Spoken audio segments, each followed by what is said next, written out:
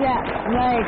Kembali bergabung bersama kami langsung ke Pak Moksid lagi nih. Pak Moksid, jalan keluarnya ini seperti apa? Sementara waktu sepertinya nampaknya kalau berdasarkan undang-undang belum dapat banyak yang bisa dilakukan oleh pemerintah. Kalaupun memang ada ormas-ormas begitu yang mengedepankan kekerasan untuk dibubarkan.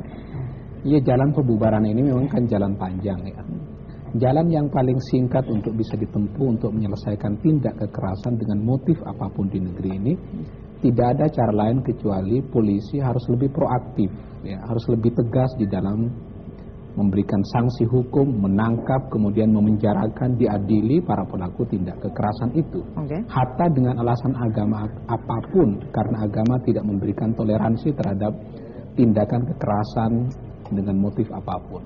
Jadi kalau polisi, kalau berulang-ulang, ya kalau polisi terus-menerus membiarkan misalnya, tidak memperhatikan bahwa kekerasan itu terjadi, bahkan cenderung menjadi penonton, ada proses pembiaran di situ, maka kemudian bukan hanya FPI yang akan berdiri. Bentuk-bentuk lain, ormas-ormas keagamaan lain akan terus berdiri. Kalau polisi menjadi penonton, maka lama-lama terjadilah bentrok di antara masyarakat sendiri, antar umat Islam sendiri. Ini kan sudah bawa-bawa FPI, ada NU, ada Muhammadiyah tadi yang disebutkan itu. Kalau itu dibiarkan terus-menerus terjadi, maka terjadilah bentrokan di internal umat Islam sendiri. Kalau nanti misalnya FPI ini berhadapan dengan PDI Perjuangan, saya tidak ada jaminan misalnya bagaimana di tingkat masyarakat bawah. Kalau PDI Perjuangan misalnya kemudian masyarakat di tingkat bawah, individu-individunya, karena FPI juga membawa individu-individu, kemudian bentrok di bawah, dan itu dibiarkan oleh aparat kepolisian, maka terjadi hukum rimba di negeri ini.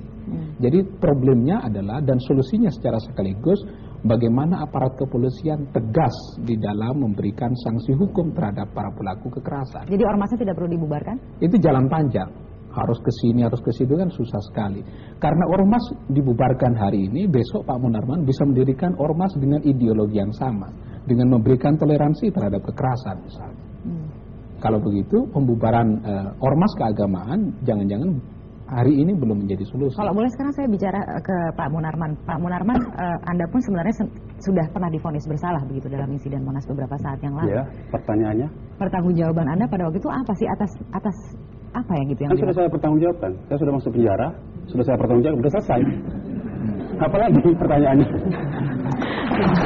Lalu Pak Marwan, memang seperti itu saja bahwa kemudian pertanggungjawaban secara ormasnya begitu tidak bisa dilakukan? Yang pertama adalah masyarakat yang akan menilai tentunya. Jadi ini ada dua hukuman sebetulnya. Satu hukuman formal, mungkin polisi, penjara, pengadilan, ini formal. Yang kedua adalah hukuman etik. Masyarakat yang menilai apakah ormas ini layak diikuti atau tidak. Dan sebetulnya hukuman etik ini penting juga untuk bagian mendorong supaya apakah ini dibubarkan atau tidak. Bisa jadi masyarakat berbondong-bondong karena ini sudah melakukan tindak kekerasan terus-menerus, masyarakat berbondong-bondong melaporkan kepada polisi, polisi menindaklanjuti. Bisa jadi seperti itu.